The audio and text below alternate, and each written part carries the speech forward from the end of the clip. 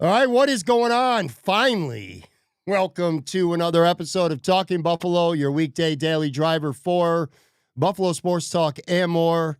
My name is Patrick Moran. Thank you to everyone out there, as always, for listening, for watching. Appreciate you guys very much. Shout out to today's sponsors, Sunny Reds, 1841 Abbott Road, just down the way from Highmark Stadium, and also Imperial Pizza, 2 locations.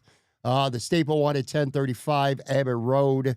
The best lunch special in town, period. All right, what's going on, man? This is on the video side, a very frustrating occurrence. We've had all kinds of issues, which seems to be the norm no matter what platform I use. Podcast form, doesn't matter. This will be fine for you. Video side, we're delayed, but we are here. Finally, I am joined, as usual. If I can find him, I'm going to have to pull him up here in real time.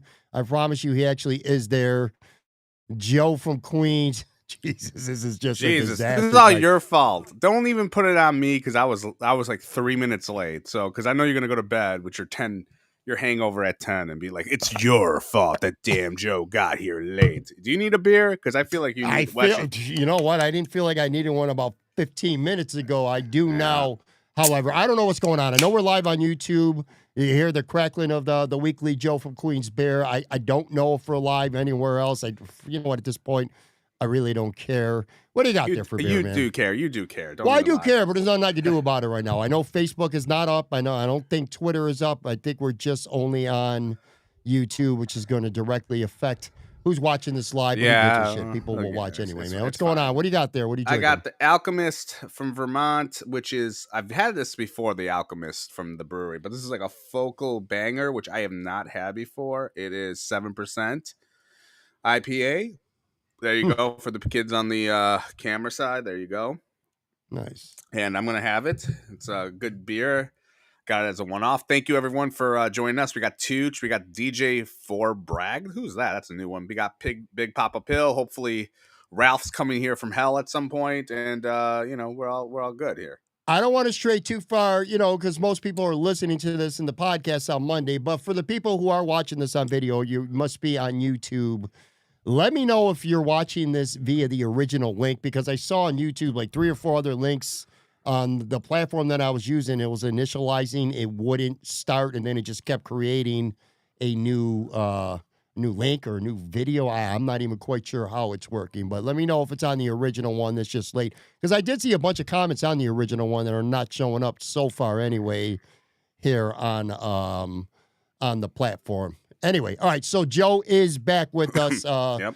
after stiffing us last week, after prioritizing his family over the show, which, I thought that kind of sucked. And a lot of people, I know Ryan Tonjan was really mad at you in the chat last week. I had family obligations. So what did you do real quick before we get into today's show, which, by the way, I got a series of what I consider sneaky Bills takes. I have not told Joe these, so I'm going to run these by Joe, get some reaction to him on them. We're going to talk about Josh Allen's wedding this weekend. You got a Mount Flushmore of the worst celebrity couples. Got our weekly true or false segment, which I've really come to enjoy doing a lot with you. We'll get to some fan comments throughout the show and especially at the end. So we'll get to all that here in just a few minutes. But before we get cooking, family vacation. And I was sort of following along on Instagram. Seems like you did a lot of shit over the course of a few days. What did you guys do, man? Where'd you go? Well, I have to give props to the missus. She planned all of it and the hotels and everything. She did a great job. But we went to Mystic, Connecticut for like a day and a half. Then from there, we went to Portsmouth, New Hampshire. And then from there, we went to Portland, Portland, Maine. Yeah, Oregon. Mm-hmm. And then from there, we went to Rhode Island. We went to Providence, Rhode Island, and then we went home. So we were gone from Thursday to Tuesday. So it was great, good times. Went to a couple of children's museums. I brought home a shitload of beer, which I will be cracking to put up with you throughout the summer and into the fall. I bought a lot. So if anyone wants to come and hang out, by all means, you're more than welcome, except Pat. So, to have beers. But it was a good time. I love it up there. New England's awesome. Like, I don't know. Have you ever been like up in that? No, I've never been like obviously to Boston. I've actually never really been up north. I don't know why. I don't really have a good reason. It's just the opportunity's just never been there, and I've never went. I mean, There. it's Not that I don't want to.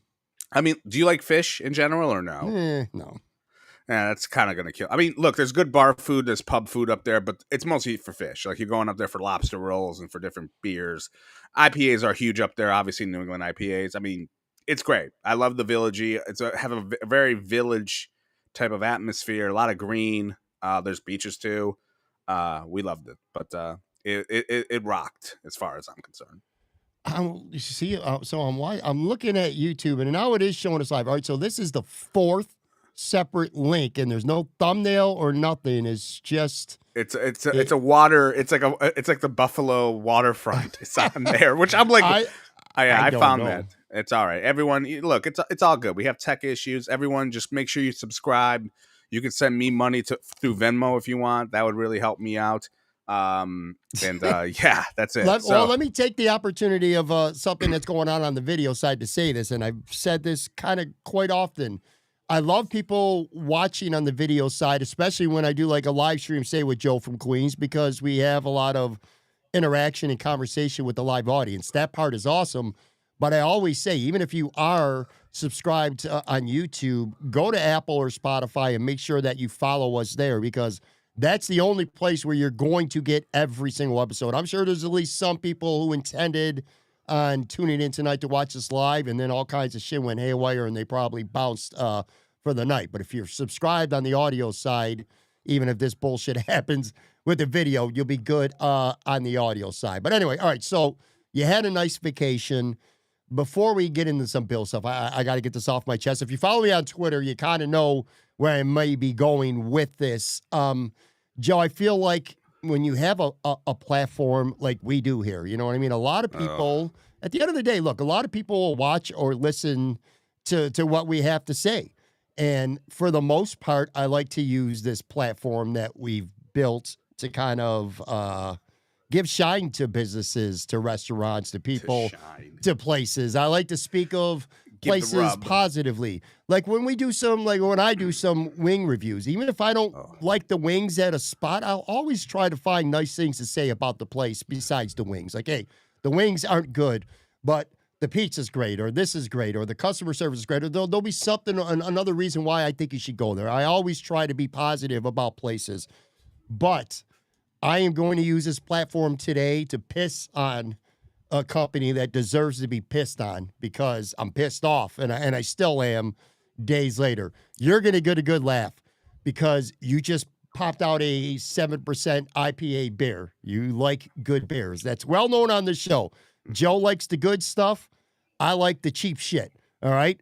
I was on a cheap hunt. And shitty shit, but go ahead. Yes. Let me check, because we haven't talked. Again, you've been with your family on vacation, and I was hunting last Thursday. So I was hunting for apple, Busch Light apple, okay? Shitty Busch Light apple beer. For some reason, and I'm not even quite sure why, this thing is selling like hotcakes, and it's impossible. Literally, it's impossible right now, at least in the Buffalo area, to get your hands on. Mm-hmm. I called around Thursday. My son's a big Busch Light apple fan as well. I like the taste of it, dude. It's pretty good, man. And it's cheap. It's like $20 a case. All right. Thursday, I am calling around store. I went to a couple stores. I went to Wegmans. I went to Tops in West Seneca, near where I live. I went to 3 or 4 other stores. Couldn't get lucky. No consumers. Nothing. They're all out. I call store after store after store after store asking for Busch Light apple. Ain't nobody got that shit. All right. Then at about 9 o'clock at night, my son's here in my home office with me, my little studio here. I called Tops Markets, 6150 South Park Avenue in Hamburg. I call them. I get customer service on the phone. I ask. They say they do. She goes, hold on. I'll put you on hold. Gets me back. Says, I have some. Couple cases. I said, all right, listen, hon. I live in West Seneca / South Buffalo. This is a half-hour ride. Can you please confirm, A, that you have some, and B, that you could put 2 cases on the side for me and reserve them? I will be there within the hour to go buy them. Again, a half-hour ride. She puts me on hold again. About 30 seconds later, Gets back on the phone. She goes, yes. Got the beer. Could put them on hold for you. I said, yes, awesome. I felt like I just had to score the century. So I said, you know what? Screw it, man. I got in my car. I drove literally about a half hour to South Park Avenue, Village of Hamburg, Tops Markets. I go in there. I make a beeline because at that point with Tops checkout, because God forbid they're too cheap to actually have physical people where you can cash out. You have no choice after like 9 p.m. to do self checkout. Anyway, the girl's working there, and it's the girl. I'm not going to mention her name. I know who the name is though. I immediately make a beeline for her. I see her name tag. I said, "Hi, I'm Patrick. I'm the one you talked to on the phone. Here for the beer." She goes, "Oh, sorry, don't have any." And like that was it. I said, "What? Wait, what? What are you talking about?" And then I start getting a little bit loud and pissed off. This other guy brings me. She goes, "I think we still have some down over there." Or she says, "I couldn't." They wouldn't. She said they wouldn't let me hold it for you, even though she confirmed on the phone. And I asked her before I drove there. She said that she could, but then when I got there, she said she couldn't. I walked down to the end of the beer display, tons of Busch Light, no Busch Light Apple. I asked to speak to the manager. I'm pissed off. Uh-oh. This gimpy-ass dude comes walking down. I know his name. I ain't going to say his name. And he goes in the back, and he looks. No fucking Busch Light Apple there in the store. They never had it. I think what this idiot did was just assume Busch Light and not Busch Light Apple. So goes in the back, comes back like 10 minutes later and says, "Don't have any. Sorry." And I was livid at this point. And what pissed me off the most about this, and when I left the store the most, if you would have said, "Hey, man, I'm really sorry. There was a miscommunication. I'm really sorry." You know what I mean? Sure. Legit, genuine, "Hey, sorry." I would have been pissed still because, again, I wasted a half hour driving there each way back and forth. So almost an hour of driving for nothing. But and especially you being a manager or the girl being in customer service. I mean, this isn't a fucking stock shelf guy. This wasn't a guy who was stocking chicken broth. I mean, this is supposed to be a customer service person and a manager. And if they would have just said, "Hey, man, I'm really sorry. It was just a mix-up. I thought we had some, we didn't, or we had some at the time, but before we could reserve it, whatever. Somebody bought the rest." That would have been, at least I would have lived with that. But the dude says, "Sorry." Like, it was like a, "Oh, well, sorry, sucks to be you" kind of sorry. I was like, fuck you, dude. So I left there. I said, "This place sucks." And I yelled at it. I said, "This is the worst store in Western New York." I literally said that to a customer who was walking in. I said, "Dude, this is the worst fucking store in Western New York." I go on back on Twitter. I said, "You know what? I'm going to use my platform to bury this place." You like to use wrestling terms? Bury this place. Tops, 6150 South Park Avenue, Village of Hamburg. You are the fucking worst. The story does have a happy ending, though, because there is a hero in the story. There's always a hero in every story. Friday morning, I get up. I start calling around again. Consumer, all these places, no luck. I got a tip. We'll call it a source. My guy tells me, "Yo, I know where there's Busch Light Apple. However, it's in Gowanda." It's like, Gowanda? I ain't going all the way to Gowanda, bro. So I'm calling, but nobody has it. I even went on, let's say when you order DoorDash. I went on DoorDash, and anywhere that would have it, I called before ordering it.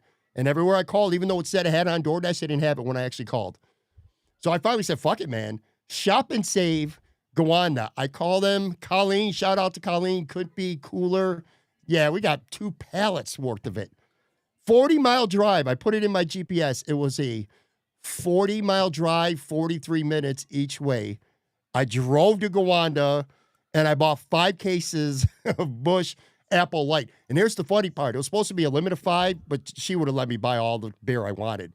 I actually forgot my credit card. I had cash, so I paid cash. If I had my credit card, I would have probably bought at least 10 cases, which about 15 minutes back on my ride, I realized, you know what? On my phone, I have an app where I still have my card. But at that point, I was like, fuck it. I was already well into the day. I would have bought at least 10 cases. But shop and save in Gowanda is the hero to this story. I don't even know if Gowanda has a high school. I think they do. I think they're called the Panthers or something. But Talking Buffalo is going to be a pro-Gowanda podcast from now on. So if you're watching this, you live in Gowanda, I love you, man. You got a great town. If you work at Tops, fuck off. Well, at least if you work at Tops at the South Park 6150 South Park location, you can go fuck yourself and tell your manager I said hi. No, seriously, what a bunch. That was bullshit, dude. You are a manager and you can't even, have the class to sit, knowing that I'm pissed off and you knew I drove a half hour each way. You can't even give me just a legitimate, I'm sorry for the mix up. It was just sorry. Fuck you. All right. I just can't believe you went all the way for Bush Light. I don't give a shit if it was the apple or the veggies that were on the apple tree and the freak with. Say apple tree. I don't read the Bible that well. The Eden, the apples that Eve ate. I would not go anywhere for Bush Light anything. I wouldn't even go down the street for that. And then you went all that way. I mean, my God, this beer is that good. I'm more okay. Look, I get it's it. Not. It's not that good. Well, and you went for that. I had to have it. What? It's like if there's a ticket to a concert or something, like maybe you don't even want to go with that bad, but it's just so hard to get that you want to be one of the people who get it. I don't know why. And by the way, if anyone's listening to the show, if you want to comment, you want to send me a tweet or whatever, I want to know why Busch Light Apple is so exclusive and hard to find right now. I can't remember. Because no one drinks Busch. Busch sucks. I just does. popped. No, what's everyone? Oh, get the fuck out of here, everyone. You and your generic over the top, like everyone does this. No one drinks Busch Light. Give me a break. Oh my God. Well, apparently they do because it's literally not available anywhere. Because no one gets it. Dude, there's no way. Okay, you know how beer works? Okay, so you have like a beer guy manager, whatever the fuck. They go, hey, I want to order these cases, so you bring it here. No one's begging, besides the Moran family, for Busch Light Apple. Come on. Anyways, look, I'm sorry that Tops. Did you talk to Talbot and Perino? Because isn't Tops their sponsor? No, I haven't. But I thought of that. I actually thought of that. Because now they might not come on your podcast now because you besmirched them. I was like out of respect because Matt Perino. I love Matt Perino. Man, I love Ryan Talbot. I know that Tops at least was a sponsor. Maybe they still are. To shout if they are, tough shit. I thought about it. Jay Skursky. I talked to Jay. I think Tops is a sponsor for the Buffalo News because Jay had a mailbag and he tweeted out. No, he just didn't want to answer your stupid question. He was why am I answering? He asked, and I said, why is Tops the worst? And he wouldn't answer. And he said, I think they're a sponsor too. Yeah, but at the end of the day, I don't give a shit. Tough shit. If Matt and Ryan, sorry, man, I love those dudes, but yeah, Tops still sucks. So. I'll just say this, two things about Tops in general. I'll always remember this. I'll date myself. Remember when Tops International opened on Maple Road in Amherst? It was huge news. It was before anyone gave a shit about Wegmans. It was like 89. It was huge. It was an awesome place. It had like a Mexican bar there. It was great. I don't know what happened with Tops, but Tops did fall off long before. Even like I've gone to a couple of Tops. There's a Tops actually, which is odd. It's actually in like an hour from New York City. In the mountains. I forgot what the mountains are called. But anyway, it's like an hour from here, which is weird. But you go into a Tops, they always look like shit. And I'm just like, this is not Wegmans. It's gone bad times. But anyways, I still think you're a douche. Or not a douche. That's too big of a... You're a dork. How the fuck are you calling around for Busch Light Apple? I called 20 places, maybe more.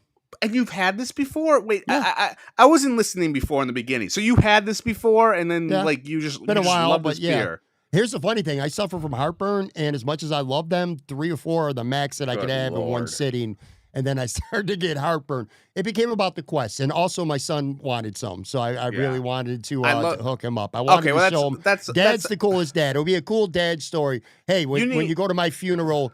Remember when my dad called 40 places and drove 40 miles to go get the beer that I wanted? That's how I want to be remembered by my son. I'll throw a few cans. Like instead of roses in your coffin, I'll throw a few of those cans of Busch Apple Light. Jesus Christ. Oh Tops, and listen, that's one incident, but Tops really does. It has fallen off. It does. Like if you live in an area where there's a Tops and a Wegmans close and you go to Tops, I'm wondering why. What do you think? What are we doing here? Why are you going to Tops? You know Mark, what go ahead. I was going to say. No, I was going to say Mark is spitting fire in the comment section. I'm reading right now, and like he's telling it how it is, Pat. Like right there, that one. I thought Busch Light Apple was a fall thing. Anyways, you're right. That is a fall thing. Apples are a fall thing, Pat. You see, your beer palate is pathetic. I mean, I it's pathetic. I don't even know how. Maybe that's why it's so hard to find right now. I don't know, but It's just weird. And by the way, you know what the motto for Tops is called? Tops never stops. saving you Well, it's off. Tops never mops. That's what people say. Tops Yes. never mops. Or rips man. you off. It used to be that as the kids. Anyways, All right, fantastic. let's get into the show. But yeah, that was an interesting week, and it led to a party on Saturday. I had a graduation party for my daughter. Plenty of Busch Light apples were drank, not by my guests because they don't like that shit, just like you. It was pretty much me and my kid. Look, were I banging don't discriminate against beers, but I'm not going all over town to find Busch Light. No. As you can see, this can of beer right here, this is how good of my palate is. It was $11 at the beer store just by itself. $11. See, Such in the live chat said, is this one of the sneaky good takes we've been waiting for? Busch Light apple is the nectar of the gods, and Tops is a shithole. Yes. Yes, that's one of them. Let's get into another one here. Josh Allen gets married over the weekend in California.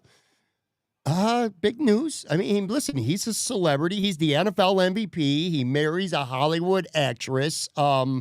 Shout out, by the way. I got to give a shout out to Maniac from Trainwreck Sports, because there was a lot of speculation of when there would be the wedding. He was actually the one who had the scoop, so to speak. So props to him for pointing that out to everybody. Jerry Sullivan's favorite content bro, obviously. Yeah, absolutely. There was a funny content bro question which got caught up in these. I'm going to save it for the end. Alex Barber had a funny comment. But anyway, your thoughts on Josh getting married to Haley Seinfeld. Pretty big news, ain't it, man? I mean, it's certainly discussion worthy. I mean, I don't know what the discussion is going to be, but you know what? I love it. I'm a sucker for a good romance, especially when it's celebrities. So a long time ago, this is like confession time for me. Mm-hmm. When I first got in, I got into television, like production behind the scenes. The first job I ever got was at MTV, and I worked on a couple of different shows that had to do with like celebrity couples. Like this is back in like 2002, so like Britney, Justin, J-Lo and P. Diddy at the time. And like, I was a sucker for that shit. I thought it was kind of funny to like see how, I mostly made fun of it. Like some people were like, well, what do you care about? But it's just like, they're celebrities, they're stars. And, I think it's kind of funny. It's mostly funny than anything. Cause it's just like, hey, like what was the spread like of foods or, what was the guest list? But yeah, this to me is a big deal. I mean, and not, I say a big deal, like, I was thinking about like what are some of like the couples, like the first couples of Buffalo, over the years. And like, I thought of like Ryan Miller, and I forgot the girl's name. I should have looked this up before I started. But he married the actress from the Kumar movies, where the fuck they were. I forgot her name too. She's not big. She's not as big as Josh's wife in terms of acting, but they're like it's Noreen DeWolf, by the way. Noreen DeWolf. Yes, you're right. Thank you. But like, yeah, I feel like this could be like the biggest couple with Buffalo roots ever. There was Kirk Cameron was married to a Buffalo, it still is, I think, to a Buffalo girl once, way back in the day. That's right. And like she was just a regular Joe Schmo, and he's a weirdo now. But I digress. But I think it's cool. Like, I don't know. Do you care about it? Like, I guess that's the thing. I guess. Yeah. Like when you say care, it's like there's different levels of caring. Like, sure. Do I want to open up an article on TMZ to look for photos? Sure. Am I gonna go and live tweet stuff about it like I've seen on pictures? Probably not. But I got it's June. It's Pride Month. Like, who gives a shit? Like, it's just like, why does it matter? What do you think? I look at it this way. It does. I think it matters. Well, does it matter? Maybe not. But what I do think is that it's really cool.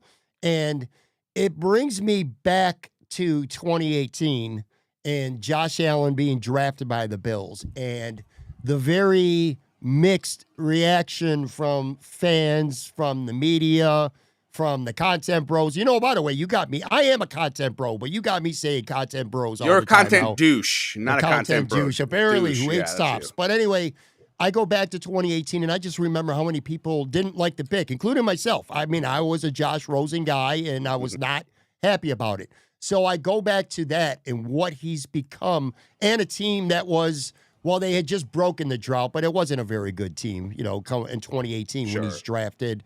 And then I'm like, where we're at now, and just he's become a legitimate, true NFL superstar. I mean, he's played in that golf thing on TV with Tom Brady and Aaron Rodgers. You know, he's the NFL MVP. He's been a finalist for the MVP a couple times.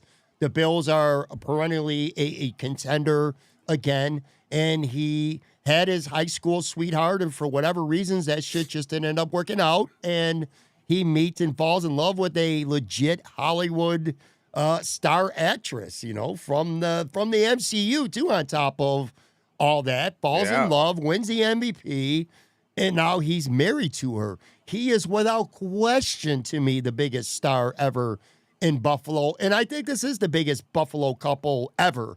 I remember when Jim Kelly got married back in the day to Jill, it was such a big deal, and he got married at the Basilica, which, by the way, fun fact, I got married too at the Basilica. But anyway, it's like, was it free? Would you get it in the parking lot?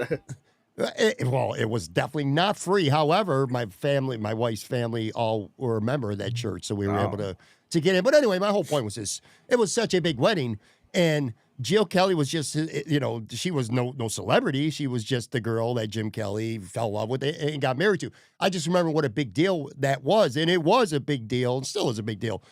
This blows that away because you can argue that Josh Allen, I think we've talked about this on the show before, Josh isn't even the most famous person in his own relationship. There's not a lot of people in the world who could be as well-known as Josh Allen and not even be the quote-unquote, you know, A-lister star of your own relationship. Right. And I want to bring this up. Ralph Wilson in the comment section, he might be from hell right now, we don't know, but he says Josh is the most famous Bill since O.J. Simpson. And I wish we can have, like, because OJ's before our time, you know, like I do remember OJ as like Nordberg, you know, he was on NBC and he was very famous. I would love to get like maybe like a Sal Mariana type guy who was a bigger celebrity, Josh Allen or OJ during their playing days. Because OJ was huge. Like he won an MVP, I believe. He was in movies while playing, which is kind of crazy.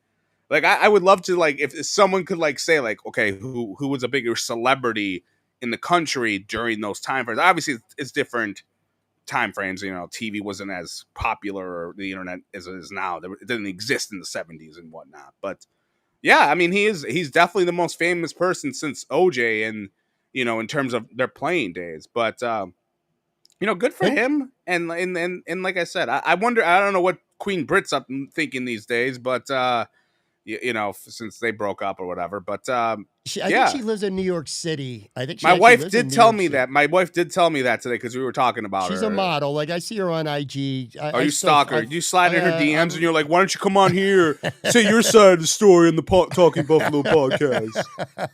No, I'm team Josh. And look, and Josh is still in the prime of his career too. I mean, he's famous now. He might not let him win a Super Bowl, and we'll watch that popularity, you know, go to another level. But yeah, I'm really happy for him. I'm really happy for them. Haley Steinfeld she's doing interviews and she's very pro Buffalo. A lot of people have been talking about this in the comments. She's kind of become the first lady of Buffalo, a great representative of Buffalo. I think that's really cool. It was pretty wild on Sunday. We're recording this Sunday night. Just seeing people trying to get every photograph they could possibly get their hands on, find out who was actually at the wedding, which, by the way, if you're interested, I have kind of tracked down I want to hear some Buffalo Bills that were definitely at the wedding for sure. That were confirmed, like, and they were spotted. This is TMZ right now, baby. Let's TMZ Buffalo. Go ahead, bro. So some players or management that were confirmed to be at this wedding from Josh's side: Deion Dawkins, Spencer Brown, Mitch Trubisky, Brandon Beane, of course, Sean McDermott. Okay. Kind of weird. You have your GM and your coach at your wedding. Pretty cool, though, man. Khalil Shakir was there. Sure. Terry Bagula was there. Oh, wow. Terry was Tyler Bass.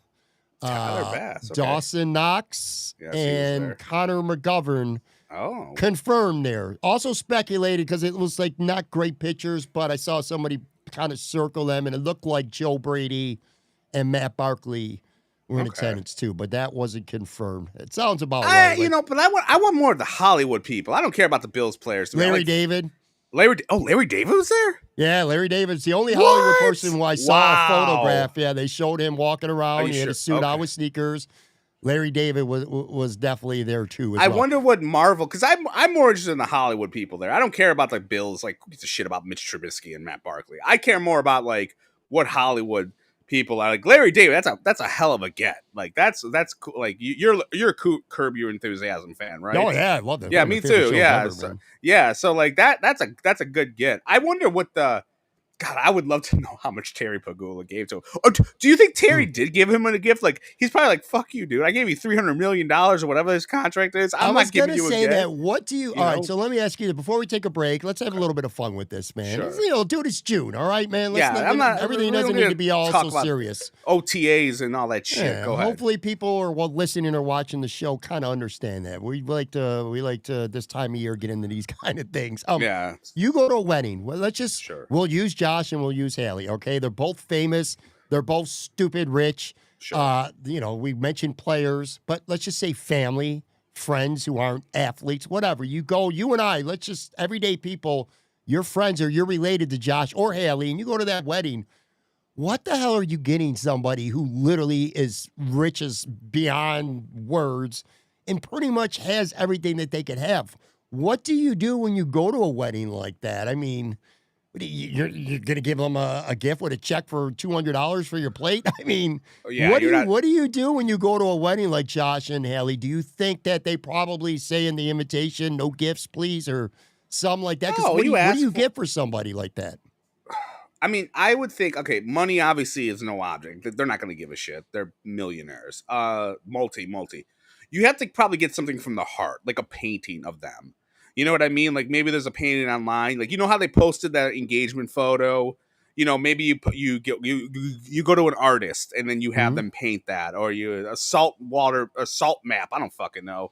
You know, something like that, a surfboard, you know, or a farm, an acre of farmland. You know what I mean? He's a farmer. Hey, I bought you an acre of farm for you and her to fucking put a house on there. Like you try to do something more than just like, hey, I'm going to pay for my plate. You try to do something more, a one-off. You know what I mean? Like, you don't get him a toaster or a fucking oven or any of that shit. You get him stuff that's like personalized. That's what I would get, like something like that. You know, You see the comments live too. Jake sent them an 8. Oh yeah, can I ask you? We'll get to that actually. Yeah, Let's say we that. will? I got Okay, that good. little spoiler alert. When we get to true or false, we're gonna get to that. All right. Okay, so cool. Thank you. That will be coming up a little bit later in the show. But yeah, if you could come up with something that's personalized that can have some sentimental value. Ralph Wilson in the comments is going #1 wide receiver. Yes, Ralph Wilson. Yes, they need to get him like Eric Moulds 2.0, Lee Evans, Jerry Butler. I don't give a shit. Like whoever played for you, Ralph, will get for him. Yes, but let me do this. I'm gonna take I don't even want to talk about actual football stuff right now. This has actually turned out to be a hell of a lot more fun here on Talking Buffalo. But I'm gonna take a quick break on the video side, literally a 5-second break, and we'll be right back. Gonna get into some Bills takes, our Mount Flushmore, and a true or false segment, all coming up.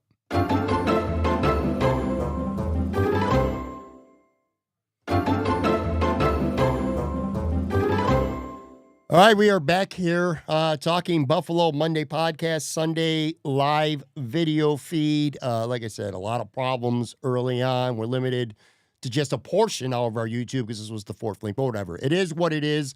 All right, so we talked Josh Allen. I railed on Tops Supermarkets, 6150. You suck, South Park Avenue. Let's get into some. I'm not gonna let it go. You're just a vigilante over here. I'm a grudge holder, man. Can I just say real quick, because I was gonna like yell at you about you know they say absence makes the heart grow fonder. Like I wasn't on last week, but with you and me, it makes my brain like go, what an idiot I talk to weekly with you while looking at your tweets. I mean, you're complaining about the Tops.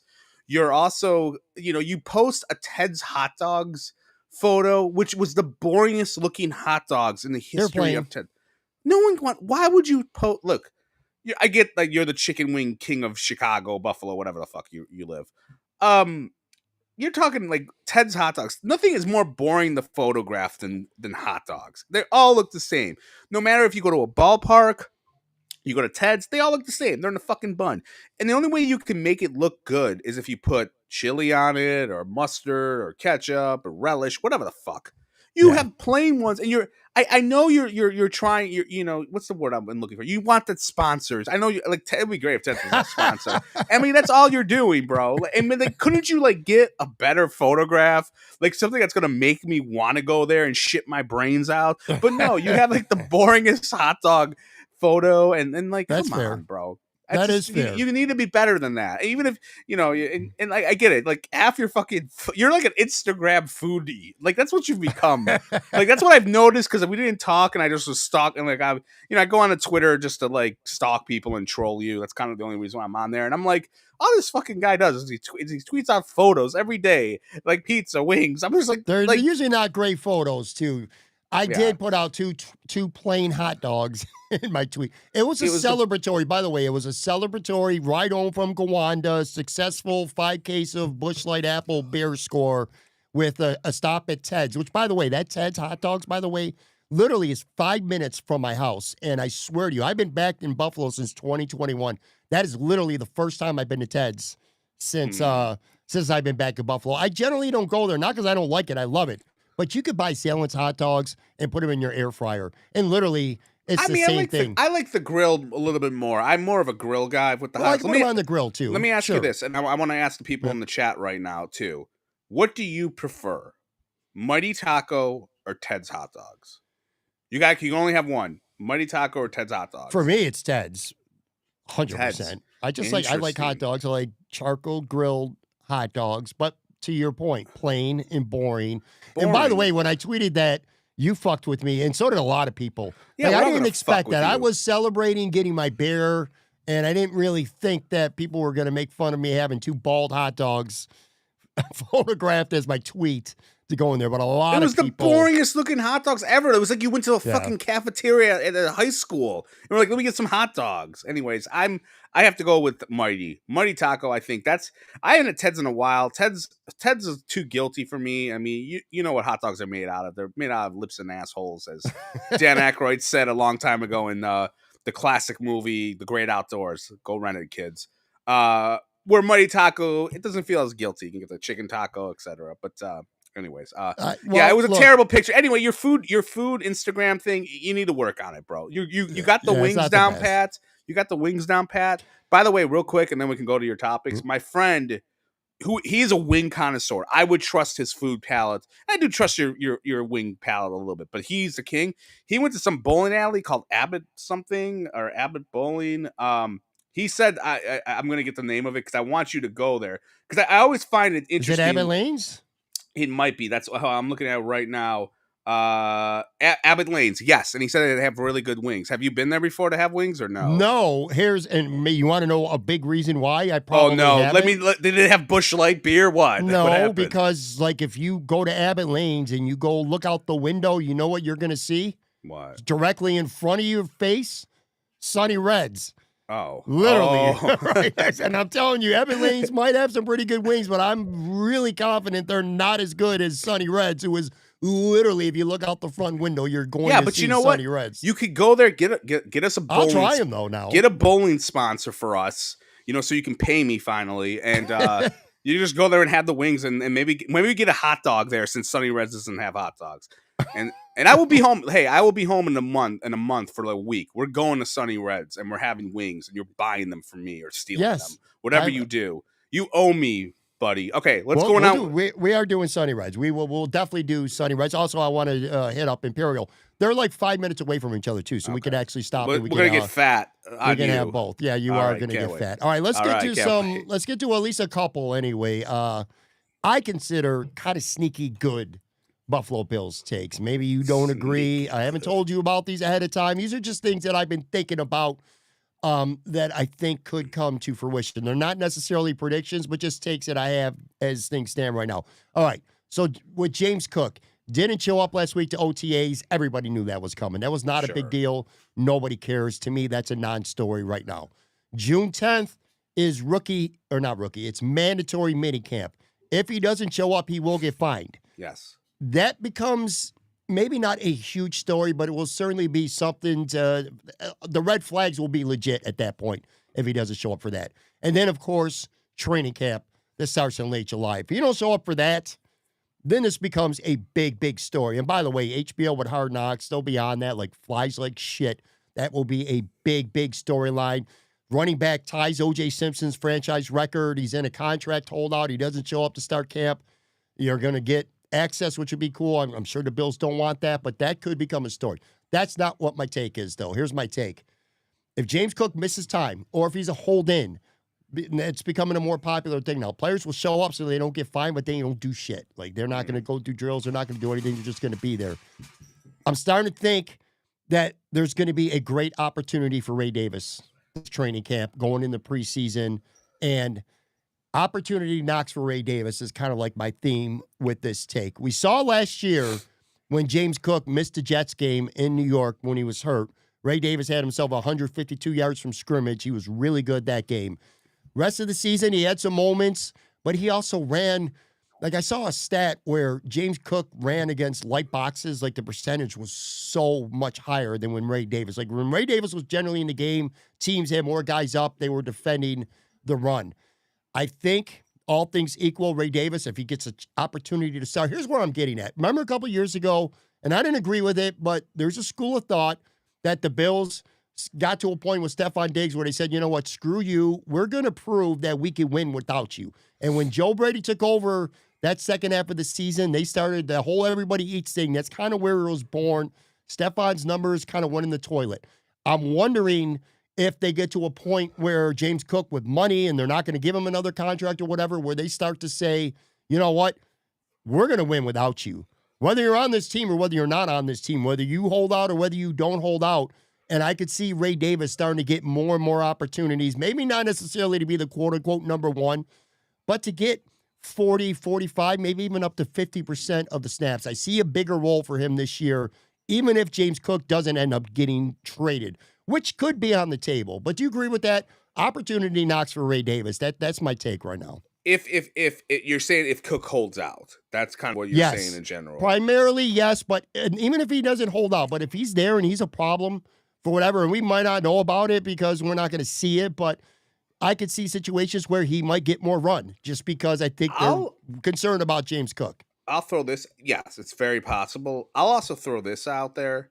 How many times during McDermott's career, and this may not be the same as this situation, but how many times has a guy gotten hurt in camp and doesn't play, and they really, really slow roll him into the lineup? And you always hear the excuse, well, he didn't have camp. Mm-hmm. That could happen where they're like, hey, he's not ready, and we're not putting him in because he needs to be in camp. He has to be available, blah, blah, blah. That happens a lot. Like, it happened to Curtis Samuel kind of in a way. Like, he wasn't there for camp. This is what they've said. Like, oh, and that's why they couldn't play him all that much because he didn't have that much camp time. Cole Bishop, the one safety that Hamlin beat out was, like, out for, like, all of training camp. Yeah, so Mike Edwards. Yeah, so I could see that in a way, like, if, let's just say he does one of those, like, I'm going to hold out until the last week of preseason, and I'm going to come back and play. They might say, screw you, dude. Like, he might believe you need to have more reps, or it's all we're not going to play you because you didn't put the work in, air quote. You know what I mean, to go into that. So I could see it that way if there's a holdout. In that sense of, aside from, hey, like, yes, could Davis get some playing time? Sure. But I could see them being like, hey, you need to put the work in. And they sent a message to that. Because there are guys over the years who gotten hurt or they didn't practice in training camp and they didn't play. Like, it wasn't, a situation where they played right away. They waited for a while. And it could have been like, some of them were newer, rookies, etc. I could see that happening. But, it's going to be interesting to see. And I am curious if their mindset could change for Hard Knocks, because you're right. Hard Knocks, they're going to, I don't remember exactly what season this was. I haven't watched Hard Knocks all that much. But I do remember there was a time where someone did hold out and they went to that player and they interviewed him. And so, like, that's what's going to that's what could happen very easily, that they're going to go to James Cook's house if he's holding out. And his agent might be like, hey, this is good for us, maybe, because we're going to talk shit, or we're going to, like, make it out that they're disrespectful and they don't like him. Who the fuck knows? They can say some shit out there and make it into, like, get the publicity on his side, or try to, because I feel, and you tell me if I'm wrong here, I feel the publicity or the fan base reaction and the content bros and the Bills beat bros and all the bros, it is more of like, don't let the door hit you on the way out, James Cook. Aside from you might be the only, and even Tyler Dunn probably, but I feel like the public opinion is you shouldn't be getting $10 to $15 million, and I feel like he needs to figure out a way to get to maybe, put that into his like, he's got to steer it towards his direction of public opinion feeling bad for him.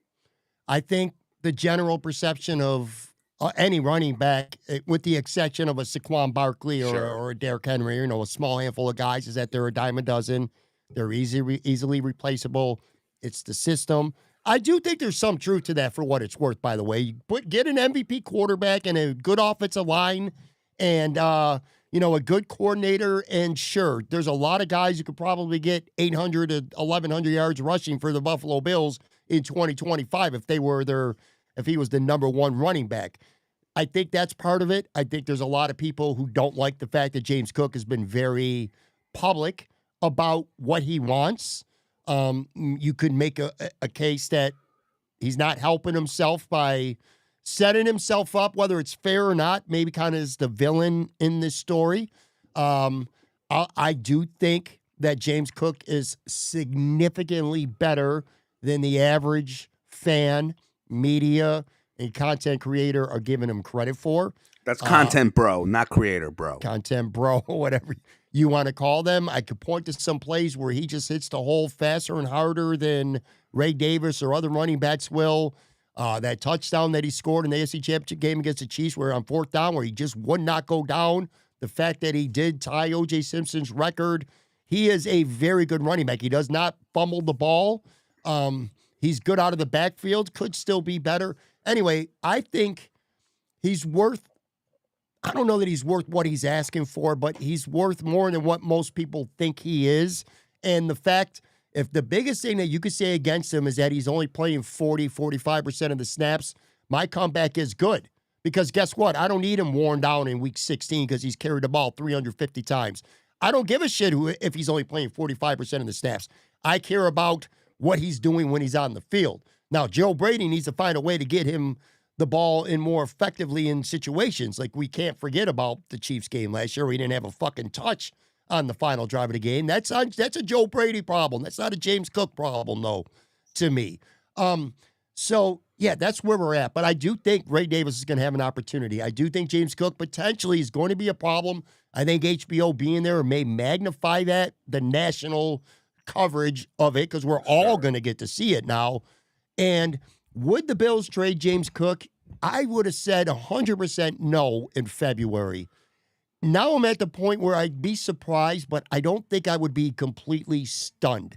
Like, if Brandon Beane decides this is going to be a problem and a distraction, and he could get a 4th or a 5th round pick for a guy who maybe goes to a team that will be willing to pay him, I think trading James Cook is now on the table, and I did not think that before. Why have you changed it? I mean, nothing has happened though since February. Like, what? Too much time to think about it. Yeah, okay, that makes sense. That's a good reasoning. Yeah, I mean, look, if I'm James Cook, I come in and you don't hold out, because I do feel like there will be spite coming from McDermott in them. I feel like that could easily happen. Mm-hmm. You got to go there, and you need to walk into McDermott's room, office, whatever the fuck, and you need to just say, look, I'm an every down running back. Like, even if you don't agree with that, but he has to say that, I want the ball, give me the ball, I'm ready, I'm in the best shape of my life, blah blah blah. Because if he comes back with the same numbers he had last year, well, yeah, he had a bunch of touchdowns, great touchdowns for running backs. It doesn't, it's cool, but it's like, okay, what was your yardage? Getting up barely over 1,000 yards, it's not great. And no, like, you know what I mean? But I'm saying to him, you need to be on the field more. He needs to say that to them and go, put me on the field, coach. Because look, if you want me to get on, like, and look, I don't believe in paying running backs, but if you have to get those, he has to get like 1,500 yards Like, I'm serious. Like, that would be like the sweet spot, or 14, whatever. I don't know. That would have to be the sweet spot for me to go, all right, you know what? Maybe you should extend him. If you get barely over 1,000 yards and you get 200 yards receiving, I'm just gonna be like, I think I could find that probably anywhere. But that's yeah. what I'm doing if I'm his agent. That's what I'm doing if I'm him. Is going, look, fuck Ty Johnson, the hell with Ray Davis. Give me the ball. Like, to quote Keyshawn Johnson, give me the damn ball. That's what he has to do so he can get paid. Because if he shows up and he's got sick numbers, if he doesn't get paid here, then someone else will pay him probably more. You know. Do you know why I feel like the James Cook discussion is always it's so polarizing? Whether we talk about this today and we could talk about it for the next 3 weeks. And the reason why I think it is so polarizing is because no matter which side of the fence you fall on, he's worth the money, he's not worth the money, keep him, get rid of him, whatever side of the fence you want to take, you could be right.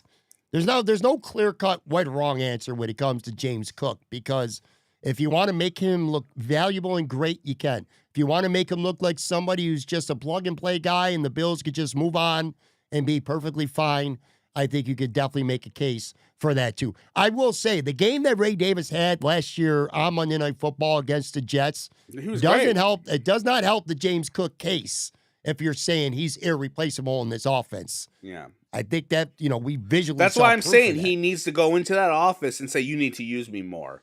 You know what I mean? And like, that's what he has to do. That's the only, if he comes back with another 1,000-yard season, I'm not going to be moved by it. You know, and the way they run it, look, they love their running back rotation. They're gonna, and Davis will play, I think, more. I mean, he's not a rookie anymore, and that's kind of been the McDermott trajectory. Is, oh, hey, if you're a second-year guy, I'm gonna play you more than if you're a rookie. So yeah, Ralph Wilson Sr. said, "Who's traded for Cook? Beane will want at least a third pick because they'll get him in that comp pick." That's what I was gonna say. Trading James Cook needs to be your last resort, because ideally you want him to play this year. You get to a number, whatever it takes to get him to play this year, be all in, then let him leave. And if he gets a big contract somewhere else, you're going to get a third-round comp pick for him anyway. Let's move on because I want to get to a few more.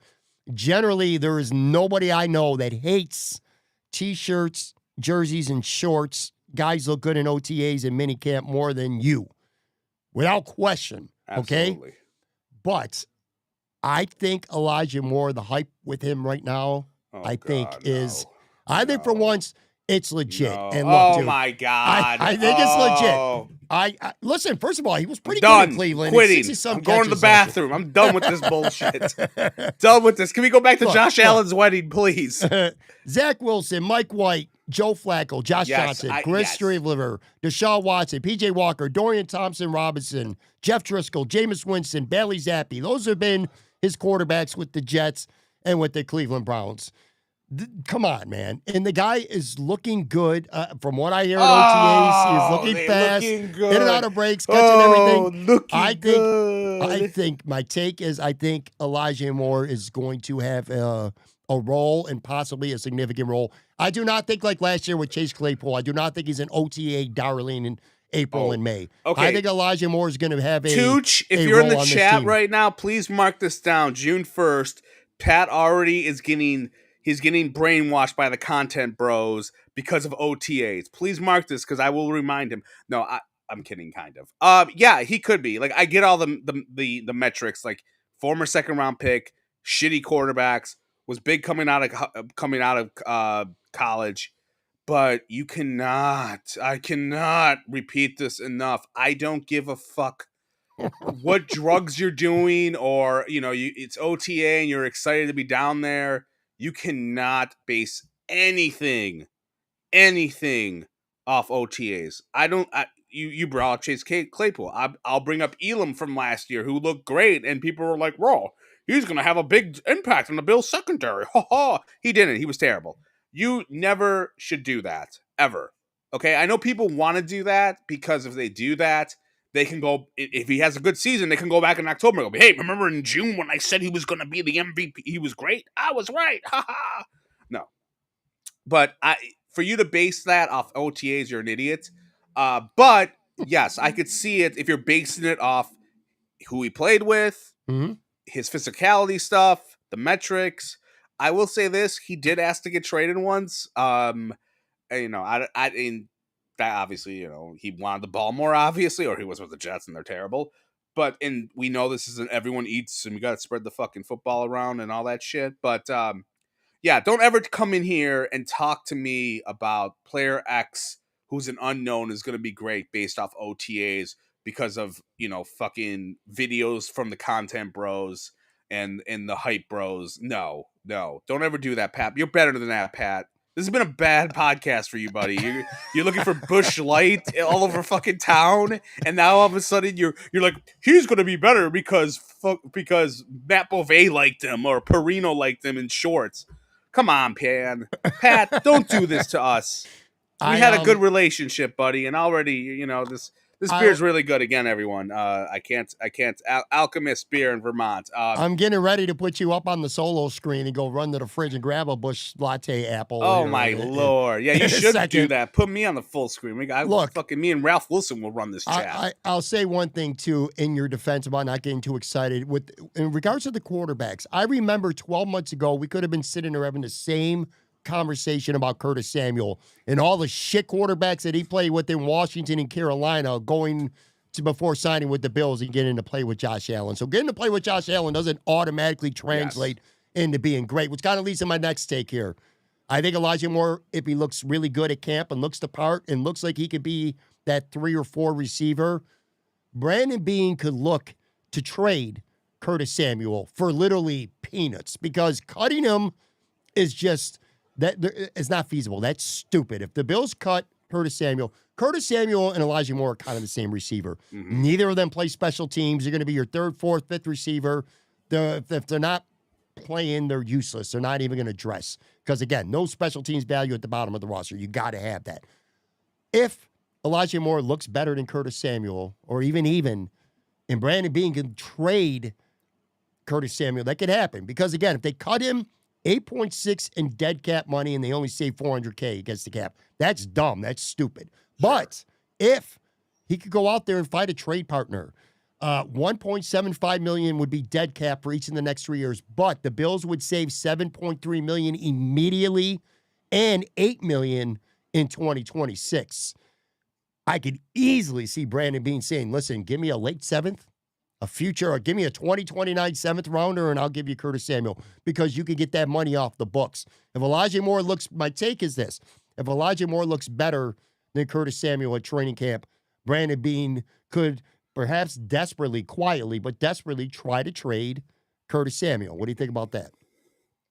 Sure, that can definitely happen. I mean, I don't think they will because I think to look at training camp, and this goes back to my initial point, as if he looks good in training camp, we got to trade someone. No, you wait till the regular season starts. You wait till, the trade deadline comes. That's when you trade a guy. Curtis Samuel could sit on the bench. He can do whatever.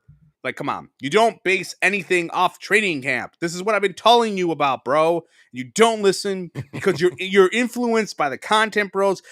That's the thing I wanted to say to you. Going back to your annoying takes on hot dogs and shit like that. You have an IV to Twitter. Oh, now it's coming back to me. Uh-oh. You have the temerity to fucking temerity. Temerity to shit on Blue Sky because, there's not as much engagement as it is on Twitter. Okay, let me tell you something from me as I'm an elitist on Blue Sky. First off, you haven't posted shit on Blue Sky. You post your podcast and then you leave. You've been doing that for a month. You haven't done anything. So that's your fucking fault right there, buddy. Second, the elites on Blue Sky, we don't give a shit about OTAs. We don't care about we got to talk about the OTAs. We got to talk about Chase Claypool in shorts or who the fuck. We are not like you idiots on Twitter who you guys say the same shit every day. Every day. It's the Marge Simpson freaking dress that we've talked about before. We have to redo it constantly. It's fucking annoying. So for you to sit there and go, after 2 weeks of training camp, Curtis Samuel could get traded. No, it's training camp, bro. No one's going to know. The only way that's going to happen is if Curtis Samuel gets hurt and he doesn't practice at all. And that's it. And they're going to keep him probably, and that's it until the trade deadline. So let me get to a couple comments involving this. That's funny. That's a fair take about Blue Sky too, by the way. Scott Blakely said, makes no sense to cut Samuel. No one's trading for him. Why a 7th, Pat? Just keep him. Well, it makes a lot of sense to trade him. It doesn't make any sense to cut him. I did say that. Why would you cut him? Why would you want him though? Money.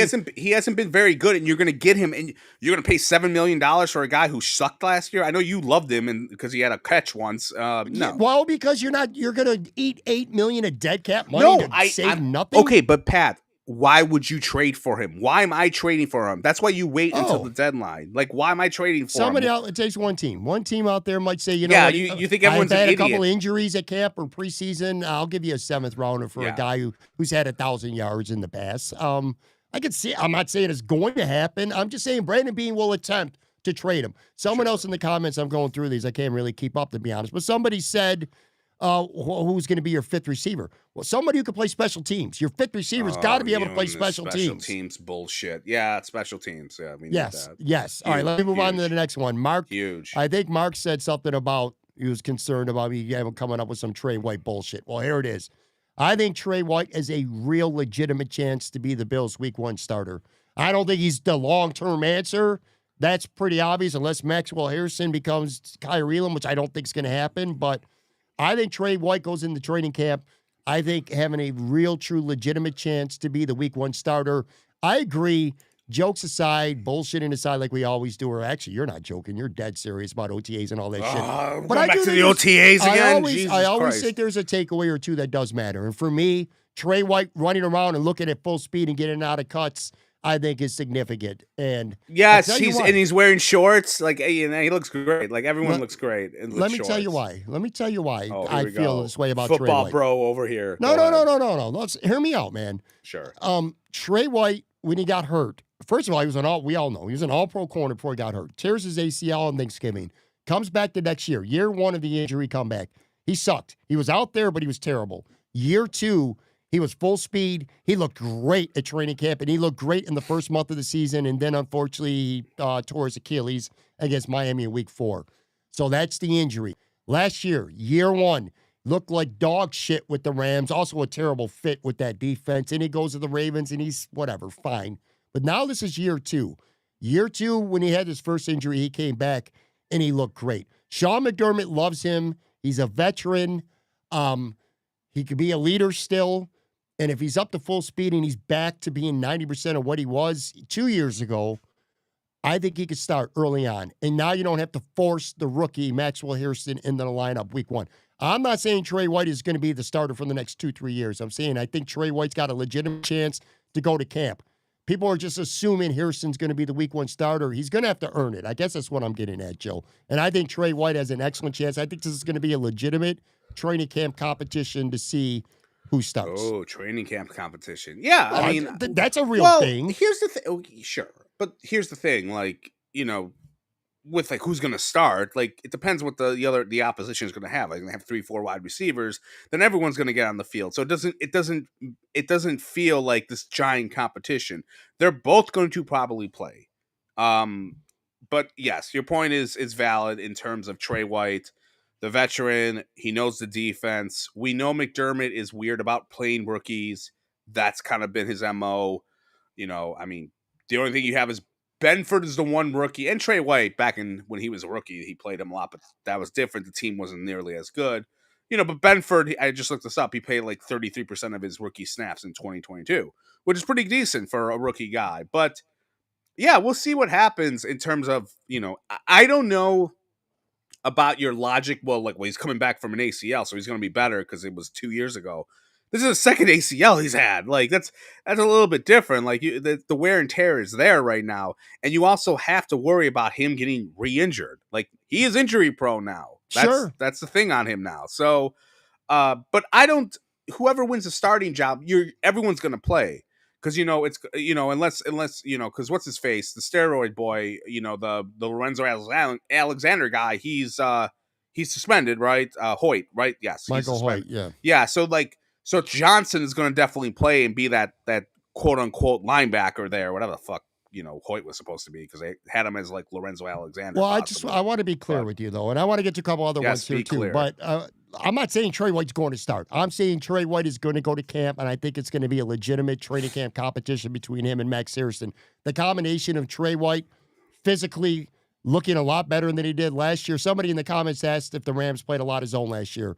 Not really. And he was kind of asked, the film bros pointed this out, he was asked to cover guys vertically one-on-one, and that's never been what he does well. But anyway, I'm just saying that I think it's going to be a legitimate training camp competition.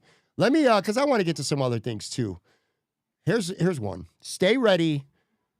This might sound nuts. I can't believe I'm saying this. No. I think Von Miller should stay ready. Let's just put it that way. The Joey Bosa injury, to me, the calf, I'm concerned, okay?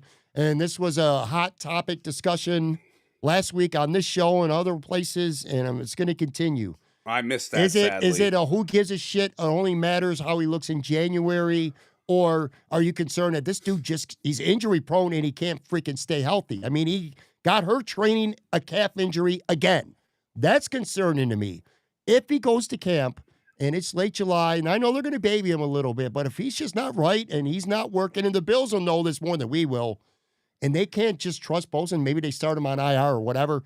Plus, Michael Hoyt is suspended. Maybe Von Miller gets a call. I'm just saying, if Von Miller coming back to the Bills, while not likely, is still on the table, is my take. That's what I'm saying right now because of the suspension, and I just don't trust that Joey Bosa is going to stay healthy. Is he going to be available for week one? I don't care about snap counts and, if he only plays 30% of the snaps or whatever. Is he even going to be available to play week one? Is this going to be a calf injury that lingers? They say he hopes he'll be ready to go at camp.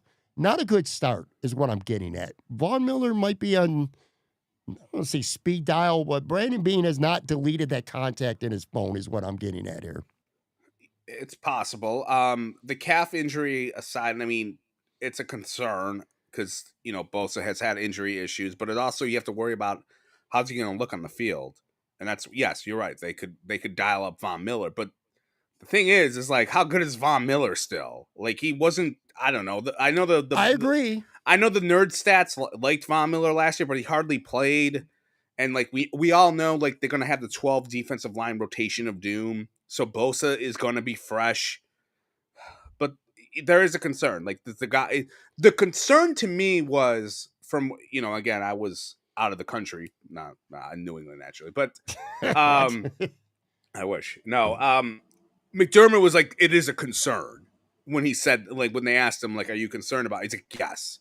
That was kind of weird because I don't want to say I've heard rumblings. I haven't, but like, do the Bills like Bosa at all? I don't know. Like, he was kind of very direct about that. So we'll see what happens with that. But yeah, look, if they want to go after Von Miller, sure. But I don't think it's going to be a giant, like, I don't know. I sit here, Pat, and I try to figure out, like, what will make this defense go to the next level. And I don't know what to pick. Like, what am I picking here? Like, you know what I mean? They have a lot of new role guys. Mm-hmm. They don't have the guy. And I think that's a concern because I don't know who the guy is supposed to be. Like, do I think this defense is going to be better? I do, but I don't think it's going to be, like, top 5. But, like, what will make this defense better?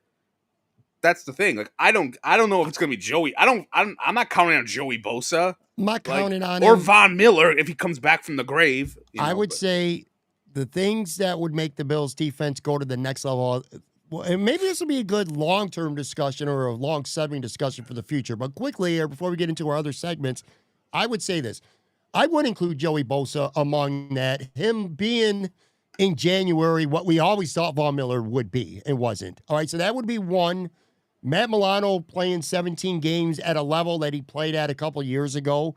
That would certainly be one because he is a difference maker. Little old, Max Hairston winning the job and looking good as a rookie. At least if Max Hairston can be an upgrade over, if you want to set a bar for what you hope Max Hairston can be as a rookie, let's set it at Rasul Douglas last year.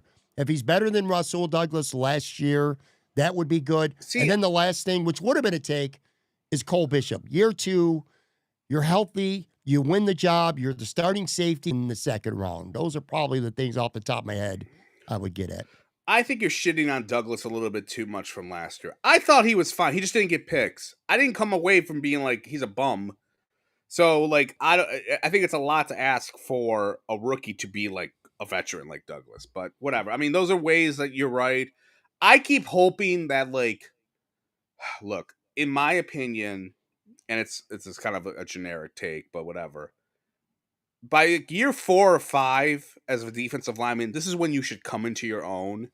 Mhm. And I'm hoping Greg Rousseau like comes into his own more. He takes another step. To me, I like Rousseau. He's fine. But to me, he's kind of been the same since like his second year. I don't think he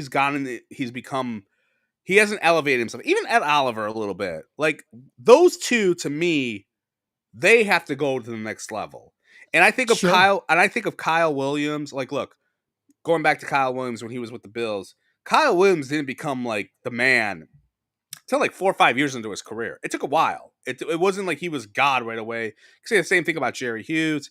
You can even say, I mean, horrible example, but Marcel Darius, he didn't really earn his contract till like his 4th year. So there's parts of me that thinks those guys, hopefully experience will let them. Those are going to be the guys it's going to count on. The other guy, you mentioned Matt Milano. Yeah, it would be great if he plays, but man, he's old. He's getting hurt all the fucking Yeah, time. Mark just in the comments, just typical Bills fan counting on Milano to be an All-Pro again. No, I'm not. I'm not counting on him to be an All-Pro. No, I'm not. I'm counting on him to be healthy for 17 games and play Mark's 17 right. games. And if he's 90% of what he used to be, that's a big difference than what he was. He played all right last year too in the playoffs. If he could build off that and he's healthy. Look, he's a great player. He's still a great player, I feel like, too. So I'm not going to back off. What about your boy, Buffalo Joe? You got him. I know you're waiting for I'm surprised we haven't have we gotten OTA stories about him yet? I'm surprised we didn't. No, you know what? He's 1 year too late, by the way. 1 year too late. Just imagine this.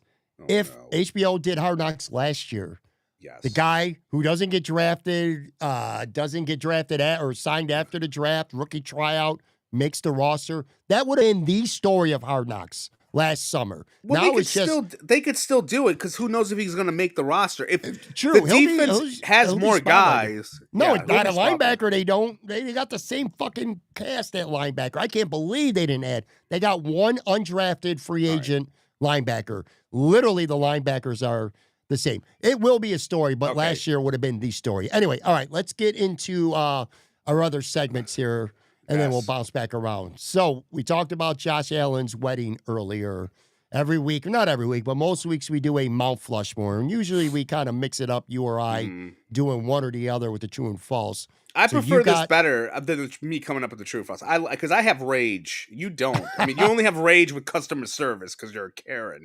I have rage about everything. All right, so this is going to be Joe's Mount Flushmore worst celebrity couples. Okay, right, what do you got, man? Let me ask you this real quick though before we get to that. What makes a celebrity couple to you annoying? Like, what is annoying about a celebrity couple? It's a good question, and I don't know that I have a good answer. Just so Great. I don't know. Maybe I smell their bullshit. I sense their bullshit, and I don't believe they're being. I think they're disingenuous a lot of times when they talk. Right. Okay. Just think they're better than other people.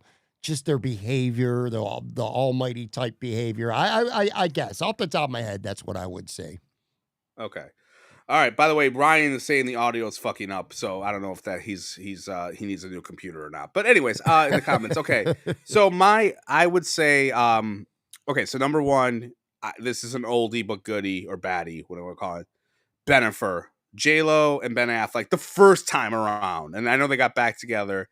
That shit in the early 2000s was horrible. Mm-hmm. They were in movies together. They were everywhere together. It was so freaking annoying. They were terrible. They made Geely, which was horrible, the worst movie of all time. Possibly. Yeah, that was bad. They're just like, enough. Like, get out of my TV. And then they got back together and they divorced again, I think. And they kind of kept it. But that was, at that time, complete overexposure. It was awful. Mm-hmm. Second, I'm going to go with Tom Brady and Giselle. And this has nothing to do with, like, I hate Tom Brady or whatever. I actually don't mind him that much. Like, he's not a great broadcaster. And I always blame the Bills more than him, like, hating him. Like, the Bills were terrible. Like, it's our fault that we were terrible and this guy fucking fucked us, than anything. this idiot had Giselle, a fucking model, and hot girl, like, Victoria's Secret model, and he came back to play football, and when he wasn't supposed to, and she dumped his ass, and then she fell for a fucking I was gonna say, personal trainer. She cheated on him? No, or she were didn't they cheat on. done? No, he left. No, they divorced, and then she found someone else. But it was basically, I think it was because of the whole him coming back the second year after he retired. Anyways, you got Giselle there, man. Come on, like you screw that up. And the other thing too about them, they weren't so much into the camera that much. They were pretty close knit. But then when Tom Brady did his annoying Dynasty, I think it was on ESPN, or he had like a 10-part like in the zone or some shit. I forgot what it was called. It was like a 10-episode thing. It was like the Jeter one that I'm sure that you loved and thought was the greatest documentary ever, and it sucked. But like Brady had this one, and like one episode he had Giselle on all over it. I was like, why is Giselle here? Come on, like you couldn't even get Bill Belichick on that show, and then you get Giselle on. Come on, dude. So I'm putting it on there, like and Tooch, I'm looking in the he has Pete Davidson and Kim Kardashian. Anything with Pete Davidson, that dude is ugly. I don't give a shit how big his schlong is. I can't even put like all of them. Like he's ugly. Like any couple that Pete Davidson has been in, I don't like him. Like no, Pete Davidson, get out of here. Like any celebrity Pete Davidson stuff is bad. And then last but not least, the Kim Kardashian and Kanye West. Like, yeah. My God, both of those people, like, please. Like, Kanye's lost his fucking mind. I don't give a shit about the Kardashians. They're definitely, I mean, they made a reality show about their whole life story, but no, like, get the hell out of here. Like, they were boring, annoying, and Kanye's terrible. I almost was going to go with Jessica Simpson and Nick Lachey. This was like 20 years ago when I was like, they were mediocre stars, and you probably like Jessica Simpson. I'm gonna. I was gonna say, chill out on the mediocre star slander. Oh, with my girl Jessica Simpson had like man. two songs. You just liked it because she was hot. Okay, fun that's all fact, you like. Quick little fun story. So I went to New York City once. It was 2008. I remember. I went to one David Letterman show in my life. Oh my God! It's the only late night talk show I've ever been to in my life. I was there in the studio audience, and sure enough, the marquee guest for that episode was Jessica Simpson. Not by design. Like I planned my trip months ahead of time. Yeah, you did. You did by design. You stalker. No, I didn't. But yeah, she was really annoying. One comment, cryonic, Ryan Reynolds and Blake Lively for me. Yeah, my wife mentioned them, like, because I was asking her because she's my sounding board, and she mentioned them that people are annoyed by her, but. Yeah, I don't know much about why people are annoyed by them. So I had the only ones I had in my own personal list. Sure. Kim and Kanye was on mine too, and J-Lo and A-Rod. Fucking hate A-Rod. Yeah, that was terrible. A-Rod is a purple-lipped asshole cocksucker. Never liked him. I hated. Jesus. I hated. My God. One of probably my hardest times as a fan in my life was I'm a Yankees fan. Having to root for the Yankees when A-Rod was there because I hated A-Rod so much, and I had to root for the Yankees and root for him. He did help, though. To his credit, he did carry the Yankees to their last World Series, actually, in 2009. He put them on their back that year. But, yeah, man, I hated that dude. Fuck him. There's lots of other ones, too. But, yeah, those are pretty Who is good Jeter's ones. Celebrity? I mean, he was with Mariah Carey for a hot minute. Mariah Carey, I think he was with. He was with whom Nick Lachey's with to now, the girl who was an MTV VJ. So I don't know. He was definitely with. Yeah, he definitely was giving people baseball baskets or whatever. Okay. All right, let's get to our weekly true or false segment. This is kind of a combination of some legit like Bills topics and a couple other things too. I'll ask you something, and you'll tell me if it's if your opinion anyway, if it's true or false. And I did not. Sure. Tell Joe these ahead of time. So here we go. And everyone in the chat, please say true or false. Play along with us. Sure. And I'll try to keep up as best I can. But anyway, all right, true or false? So Sean McDermott just did another podcast interview. He was on Shout, and he was there for a good half hour. Which, by the way, I will let me say this real quick. Pandering Pat. Sponsored by Tops. Oh, here he goes. Pandering Pat. Besides, fuck Top Markets. But besides that. It was a really good interview with Matt Perino. I thought they did a really good job, and Sean talked football and a little bit of life, and it just felt like he really has opened up a lot, which kind of leads to my true or false. So Sean McDermott does another podcast interview. This is the second one now he's done with a Buffalo podcast. True or false? Sean McDermott has become far more likable over the last, say, 12 to 18 months. Like, far more likable in terms of how he's presented with the media and, most importantly, with fans. True, but it's not a slam dunk true. I mean, look, he's talking. I mean, you're talking. Look, the Snow Angels thing was kind of cute. Mm-hmm. He's a very awkward guy. So, like, he was such at the bottom of the barrel for personality for years, and now he's here. And it's not much bigger, but yes, he's become. But also, he's got a lot of wins, and I think the public perception, I think right now, is more on Brandon Beane, a little bit with more pressure. But yes, he's. I saw your tweet again. You were horrible on Twitter the last 2 weeks. Like, This has not been the best week for me overall. Twitter, Busch Light Beer, Tops Markets, this podcast. I'm getting buried a lot here. Yeah, you were pandering to the Tops shop bros, and come on, you were just like, oh, this was great. I'm like, I listened to the quote. Man. It was fine. I mean, look, yeah, it's better, but he's not the most interesting guy. And I give that more of against him. Like, it's not Perino or fucking Talbot's fault, but he's not that interesting. Sorry. So I know you're like, oh my God, he's amazing now. I didn't. He's okay. That's hyperbole there. Yeah, you just wanted to you wanted to pander to them. It's okay. It's okay. No, I legitimately I've enjoyed Sean McDermott kind of just.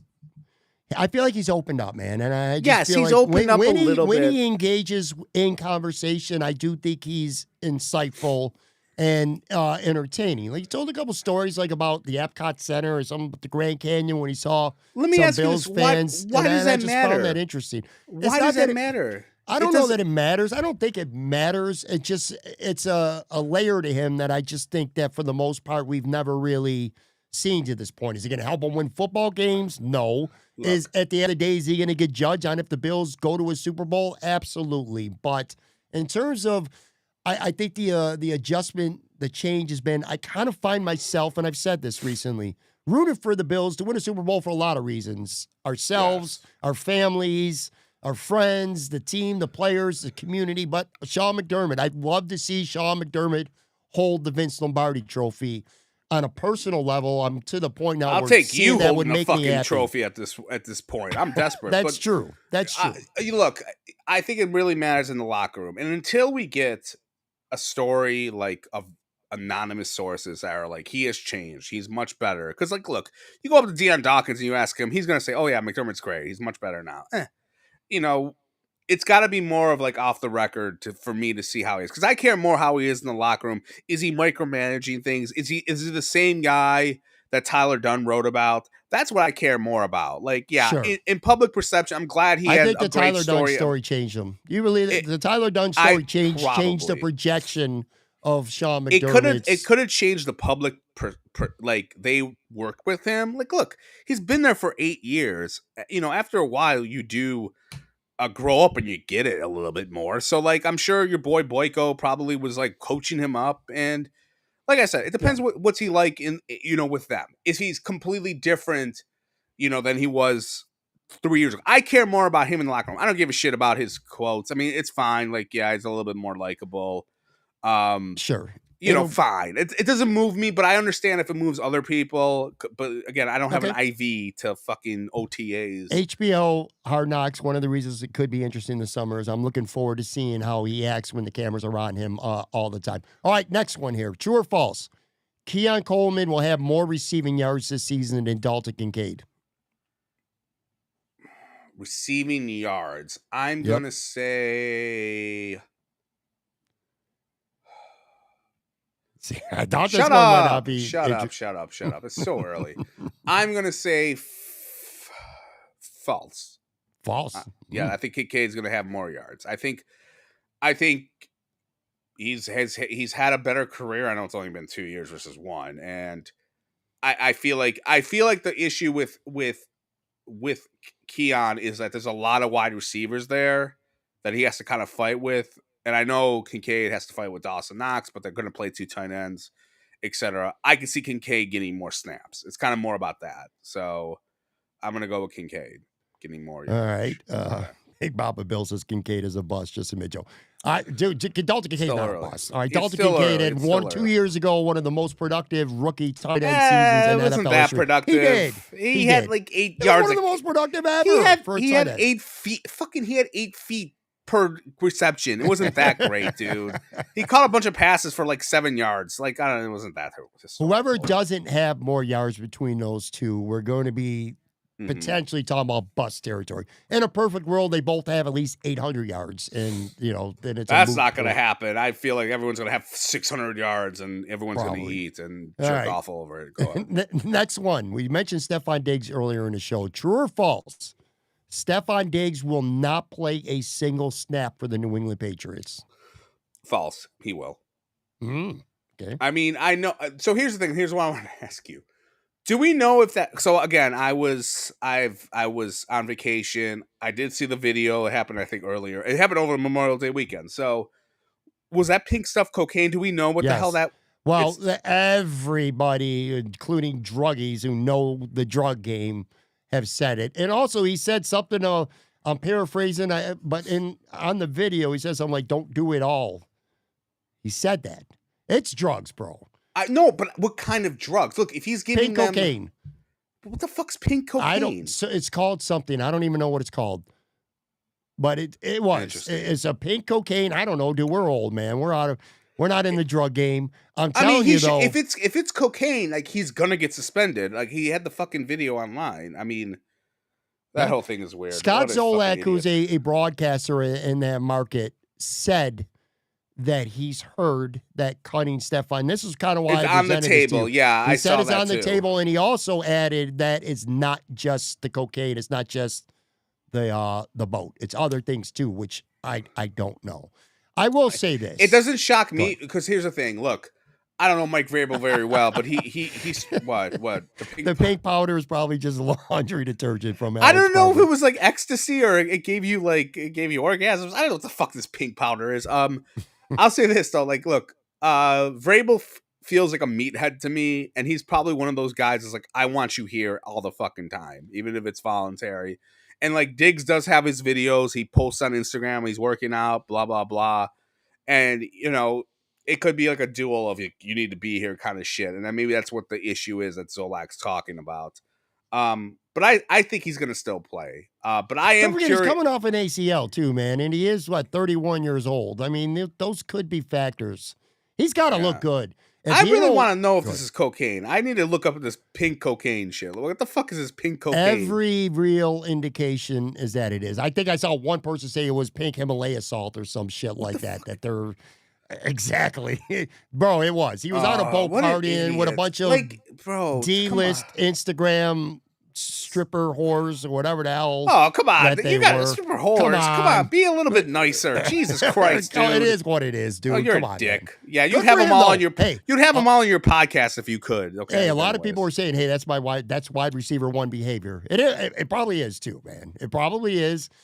I'm just saying. I always say it's a juice. You would go on that boat if you could right now, there, buddy. You'd be on that boat tomorrow. And I wouldn't be doing the pink stuff. I think it's called tushy. You would be tushy, something like that. That's what I saw a lot on. On Twitter. But anyway, that dude's a millionaire. Like, pay some asshole like Turtle to like, hey, don't put your phone out to videotape me giving you pink blow or whatever. Yeah, whoever took that video and put it out there, congratulations. There's at least, even if there's a 10% chance that you just fucked up the rest of his career, congratulations on putting out that video and really, fucking shit up. But who knows? Listen, also, he is with Cardi B now. I've seen videos of them together, photos of them together. Good for him. Maybe I should have put them on my most annoying. Why do you hate them now? What's wrong with them? I don't. I like. They were at a Knicks game. I like them. I'm actually just joking. I will say is, when you look at reasons that you don't want that shit on your football team, look, the 15 to 20% maybe that still wish Stefon Diggs was a Buffalo Bill, I'd say that almost evaporated right now after this latest shit. No, it's not great. I mean, my biggest concern was his ACL. I mean, to have video of you giving cocaine to people, that's not great, Bob. I mean, you need to have Turtle give cocaine to them. That's why you need to have an entourage. Like I watched Entourage enough where Vincent Chase would have Turtle give them drugs. Like that's what you needed to do. Like you And need he to have didn't show Turtle up for out there. OTAs, but they did show a video of him working out. And again, it is voluntary, but Mike Vrabel Yeah. didn't sound really happy that he wasn't there. We'll see. All right, anyway, I got two more for you. True or false, you would trade the Buffalo Sabres and the 3-time defending champion Buffalo Bandits. You would trade both of them tomorrow for an NBA franchise. Oh, yeah, true. We've talked about this before, yes. I'm a big basketball guy. I don't give two shits about the Bandits. I mean, sorry. I mean, I never got into it when I was a kid. Good for everyone else. I understand it. But yes, absolutely. The NBA is much more popular in my household than those two. Mine too. And I've kind of made that my gimmick on Twitter through the years. It's always about trading the Sabres for an NBA franchise. So Harrington can quote tweet you and be like, "You're a loser. Basketball sucks. Long live hockey." Go ahead. Yeah. Well, anyway, I would do it. I bet you if we put up a poll, 90% of fans would say no, though. They would say false. Well, I don't know about that because they hate the Sabres so much now. Like, it's fucking, they're like. Yeah, but now Bandits fans are coming out of the woodwork, man. 3-time defending champions. They're cheap tickets, right? I mean, you're a cheapskate. I'm surprised you don't go there. And I know you've talked to me on the bat line about wanting to make more Bandits topics. You should have. I do. You should have what's his face on Dave Buchanan. He's a listener of our show. You should have him on more and talk about the Bandits. I had Steve Burble on while you were on vacation, I believe. He's the commentator for the Bandits. He's good, man. Cool. He's really good, and he does very knowledgeable. Bill Sabres. He'll be on the show a lot more going forward too. Thank God. So yes. Anyway, but maybe you could pay me while so I could be the number one guest. Go ahead. All right, last one here. Sure. True or false? We talked about the wedding of Josh and Haley. That's real life wedding.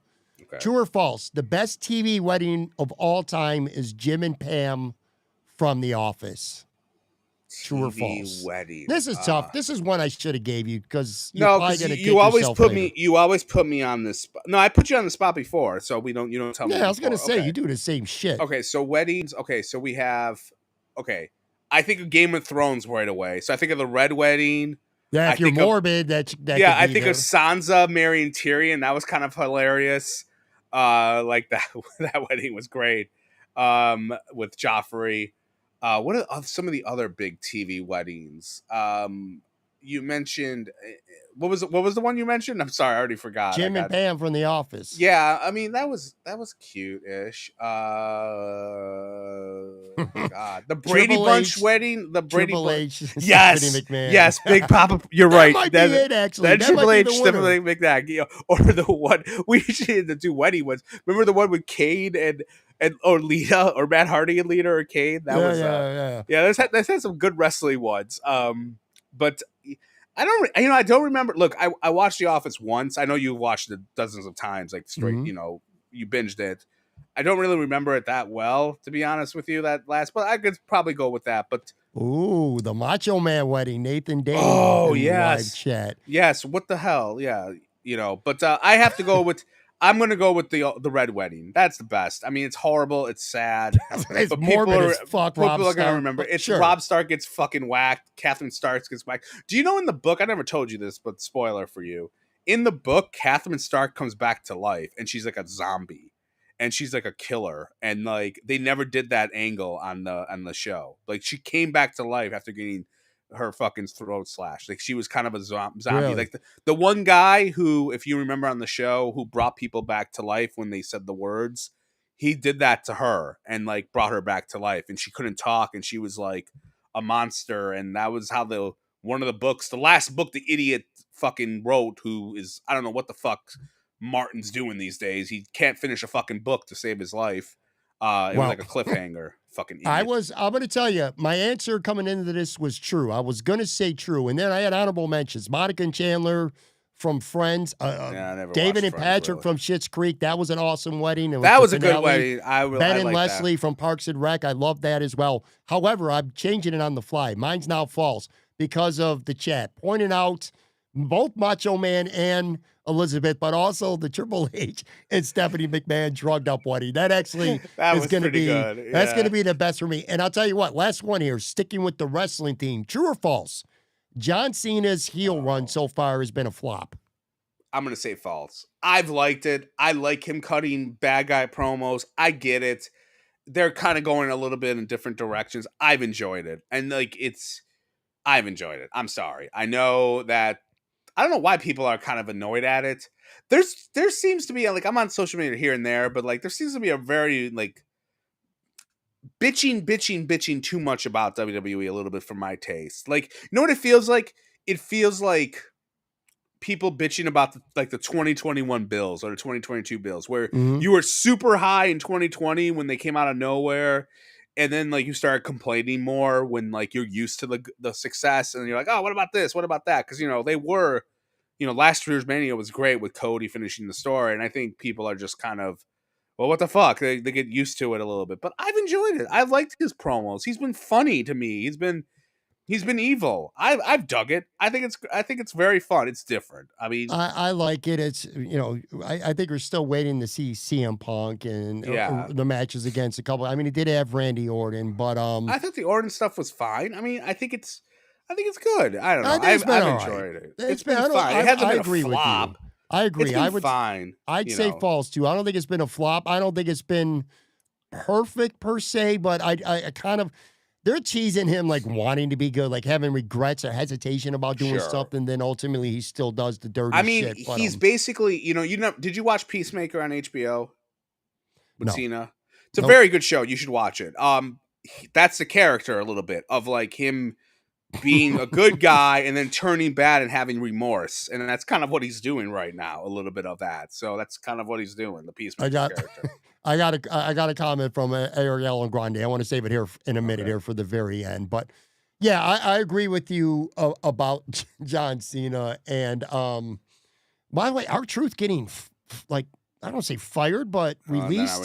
His contract's up. Wrestlers are not, forget about fans. Wrestlers are pissed. Yeah. Well, maybe we'll save this for a deeper dive next week because we'll have time to talk about this stuff.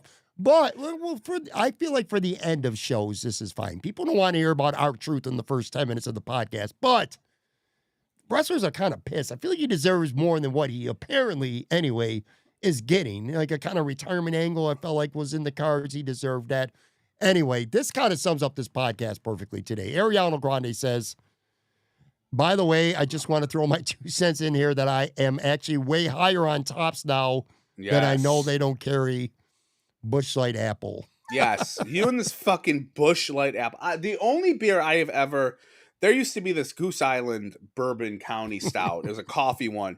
I went all over town trying to find this like 5-6 years ago. Like that, I had to go to Harlem and get it because it was like it would sell out like in a minute. And that was the beer I would go for. And that's a nice $20 bottle. You doing it for fucking Busch Light Apple, bro? Right, let me give you a word of advice. Hold on. Yeah. I'm serious. I want you. We're gonna do next week on the show. Next week, I know you're gonna say no because you're a prick. We're gonna do this. I want you to get one of those apples things. We're gonna do like a Busch Light taste test. Okay. Get a Busch Light apple, whatever the fuck it's called, in one can. It's like doesn't have a thing or whatever. You don't know what it is, and then get a Busch Light and apple juice and mix it together and drink it. And I bet you they taste the fucking same. And you're gonna be like, oh, this tastes great. I bet you that, because that's what it is. It's Busch Light and apple juice. Fucking mix it together. It's probably the same fucking shit. I bet you with it. I want you to do that next year. I get the spirit, especially for people who don't like cheap ass. Again, $20 for a full case of Busch Light or Busch Latte apple. I get all that. I just want the spirit to be told here that the moral of my story wasn't so much about my obsession with Busch Light Apple, although it certainly sounds it because I drove 40 miles to Gowanus to go get it. It's the shitty fucking customer service and bullshit apology at 6150 South Park Avenue, Hamburg, Tops Markets, Tops Never Mops, that really pissed me off and set me off on this tirade. If they would have gave me a proper, truly, hey, I'm sorry for the mix-up. I would have went on Twitter. I would have had a one-tweet thing saying I went to Tops, but hey, it sucked, blah, blah, blah. I'm looking for Busch. I'm hunting down this beer. But they made it personal, as far as I'm concerned, by giving me, a manager giving me a fake bullshit apology. They treated me like shit. I drove a half hour for fucking nothing. And just, Would you say don't treat your customers like that? Their customer service sucks. And I've always thought they're a poor man's Wegmans, shittier customer service, just shittier people, period, who work there, man. Their customer service blows. Okay. Who Not do you hate? all. Who do you hate more, Tops or Dante Whitner? Right now, Tops. Who do you hate more? Dante Whitner should work at Tops. That'd be perfect. Oh, this for fucking Busch Light Apple. I get it. Like, but you know what? That poor girl probably heard Busch Light Apple and was like, oh, Busch. Maybe she thought Apple was like an endearing thing. Like, hey, Apple or Hun. Maybe like she was like Apple. I don't know. Fucking, I don't know, man. But I wish you well on your crusade against Tops. Well, again, to conclude here, my honest assessment is that she misunderstood and she thought that there was Busch Light Apple, but there was only Busch Light. And she had already called. But again, my bigger beef wasn't the driver not having it. It was how they handled not having it. Why don't we call next week? Let's call that Tops next week, and we'll see if she answers. How about we do? You're going to be here for a week. How about we set up? I have a remote setup now.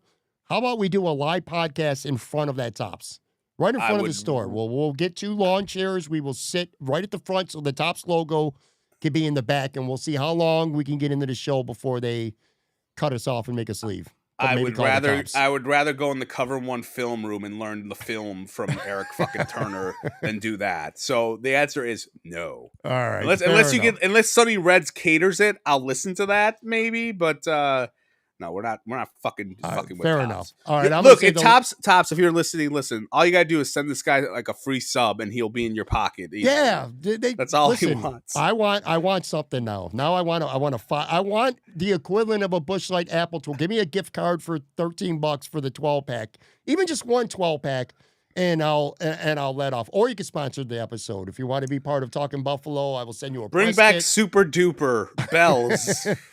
Yeah, Gold Circle. Dude. Where's that at? Let's bring that back. Yeah, she's been dead forever. All right, last comment here. Ryan Todd just said only 2 more hours to go in this episode. No, we're going to bed, It feels like that. No, we're done now. To use a wrestling term here, we're going home. Yes. I do appreciate, listen, seriously, the majority of people are like, what the hell are you even talking about? You're going to watch this video whenever you watch it, or you're going to listen to the podcast whenever you listen to it. No big deal. The people who are with us on the live show and the video who went through, I think, 4 different links of something being wrong with the platform and sticking around and still being with us and contributing to the show. These comments have been awesome here. I truly do appreciate you all very, very much. I really mean that. And go on the audio side, please, and follow Talking Buffalo, Spotify, Apple, wherever you would listen to.